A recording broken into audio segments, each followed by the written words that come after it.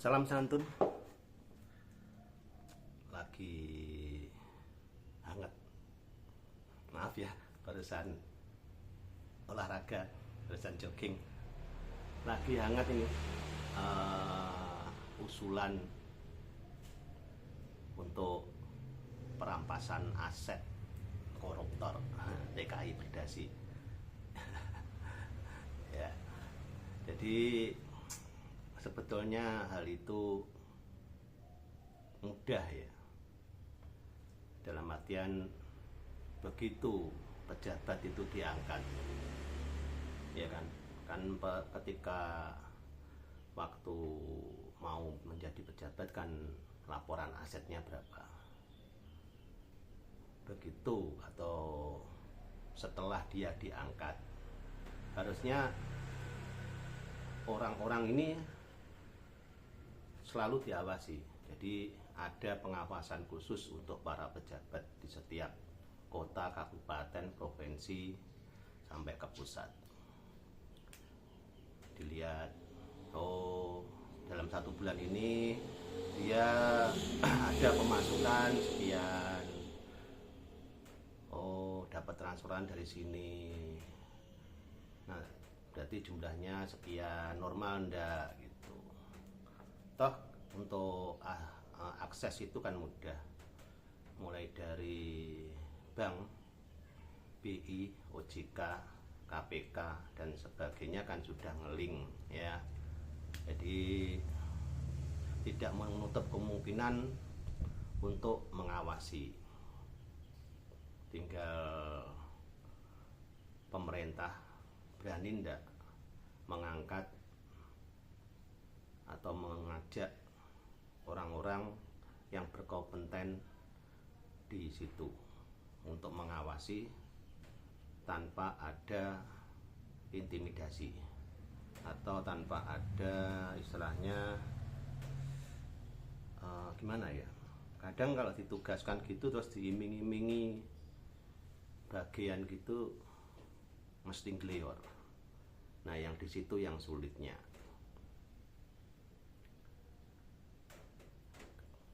Untuk masalah-masalah seperti ini kalau nggak tegas tenan, nggak tegas bener-beneran ya, bener-bener tegas, itu sampai kapanpun pasti berlanjut.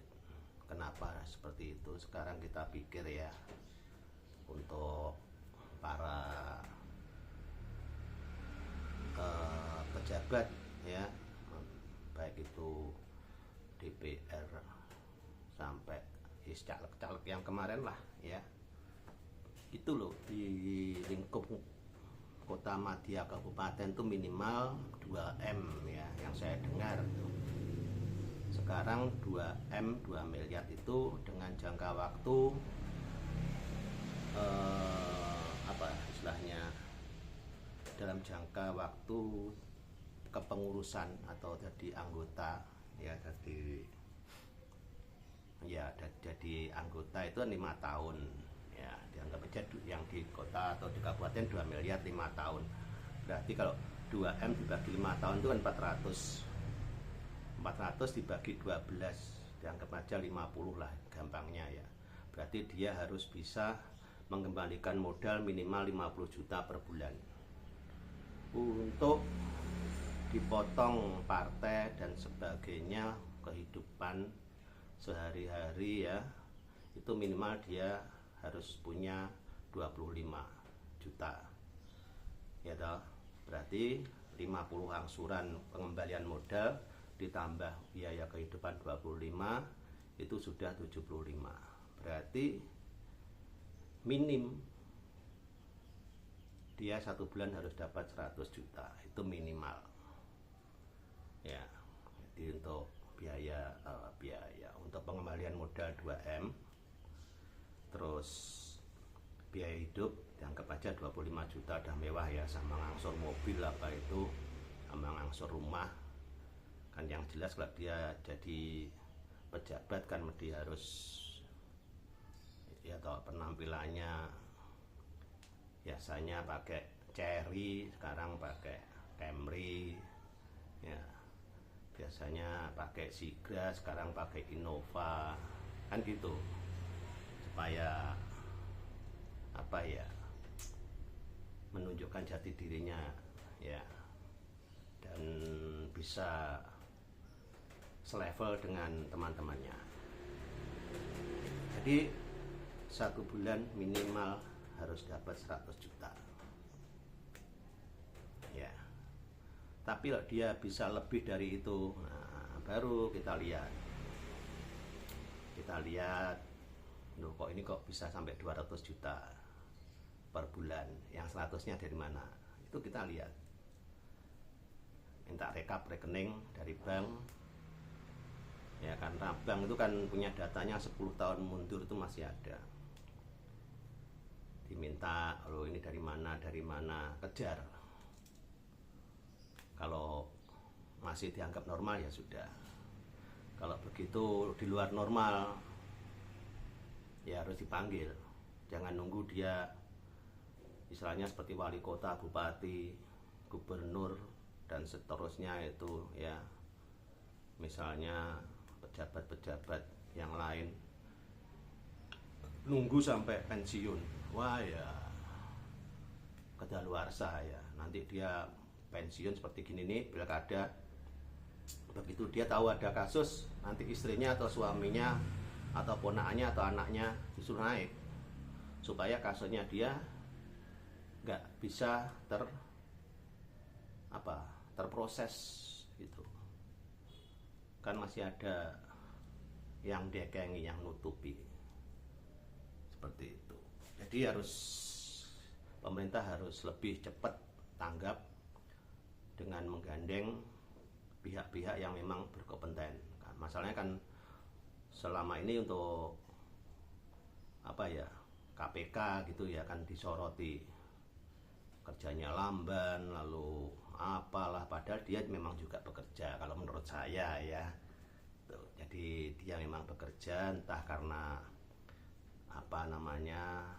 sesuatu sehingga lamban atau memang dibuat gitu, nggak tahu, yang jelas dia kerja.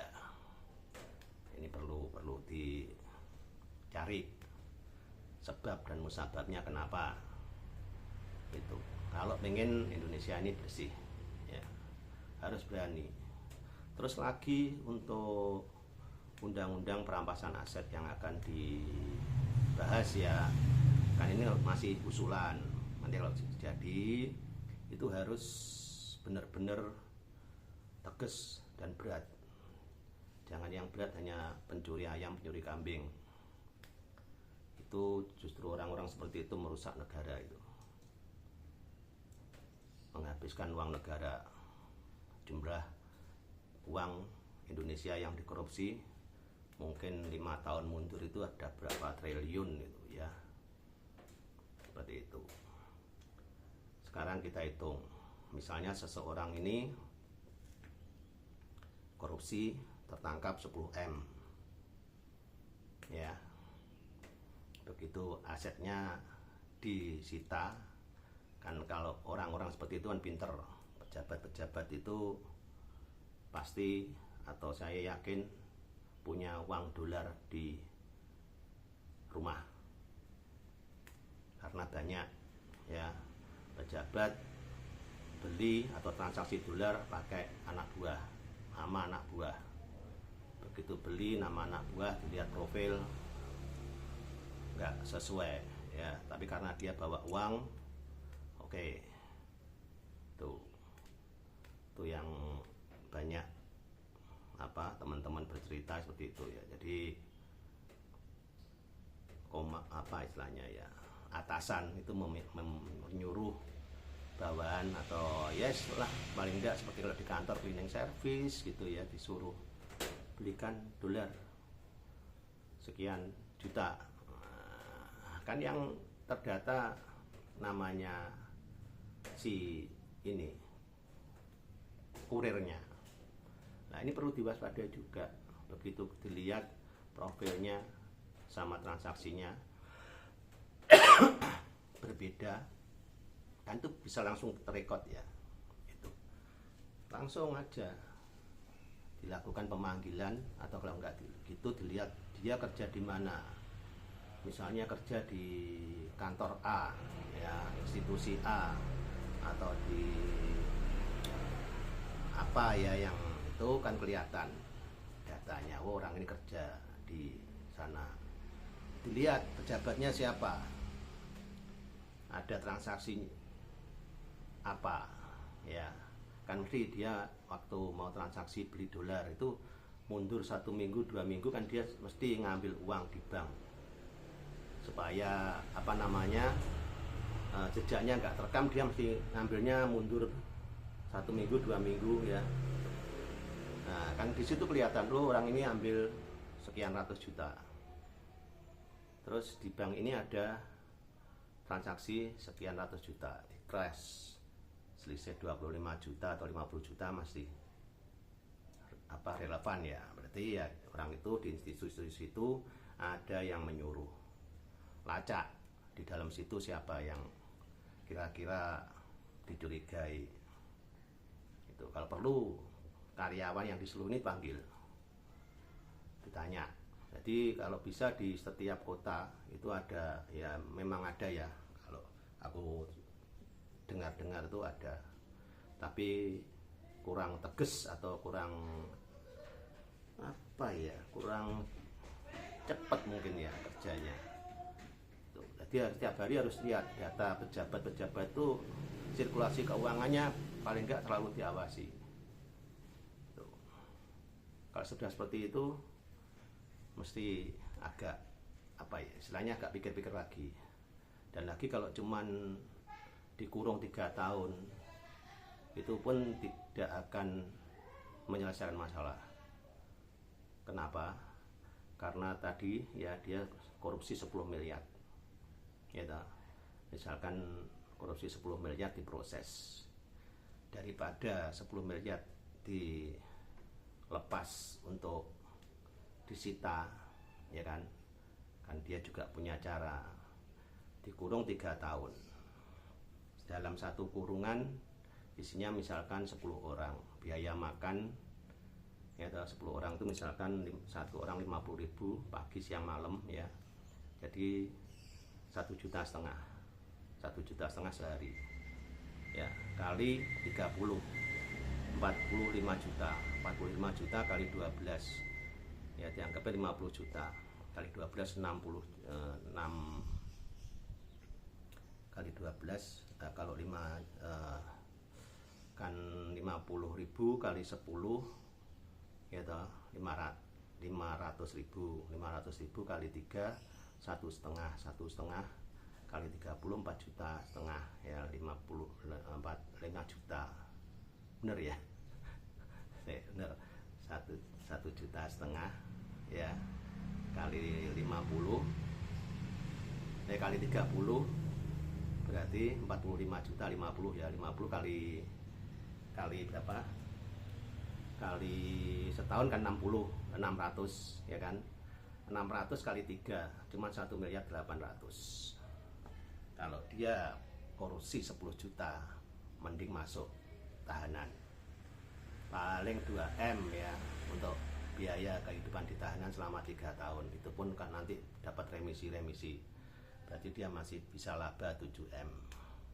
Jadi dia punya dana tunai dari hasil korupsi disimpan ke brankas, kan nggak ketahuan di rekening, atau diberikan aset atas nama saudaranya siapa, atas nama anaknya, atau atas nama pembantunya. Jadi nanti aset yang mau disita 10 juta, 10 miliar misalkan kan gitu ya, mending menjalani tahanan aja 3 tahun masih laba dia. Makanya kalau korupsi atau koruptor itu tahanannya harus lebih berat khusus. Jadi ada apa ya, dipilah antara pencuri dan koruptor. Ini undang-undangnya harus beda. Kalau pencuri ayam 3 tahun misalkan gitu ya, koruptor kasih 10 tahun, atau dipilah 0 sampai 10 miliar berapa tahun, 10 sampai 50 berapa tahun. Itu Jadi dia akan juga pikir-pikir, wah aku 10M ditahan selama 5 tahun, mikir lagi dia. Kalau cuman 10M 3 tahun masih cuan, berani dia ya dijalani untuk ditahan seperti itu. Jadi kalau benar undang-undang ini mau digodok, salut, dan semoga apa yang saya keluarkan unek-unek ini bisa diterima. Harus dipilah pencuri dan koruptor, itu istilahnya beratnya tahanan harus dipilah ya. Oke, seperti ini yang bisa saya utarakan, karena semalam nonton kok ada usulan perancangan undang-undang perampasan aset. Terima kasih telah nonton video. Salam santun, salam sehat, tu perlu jos.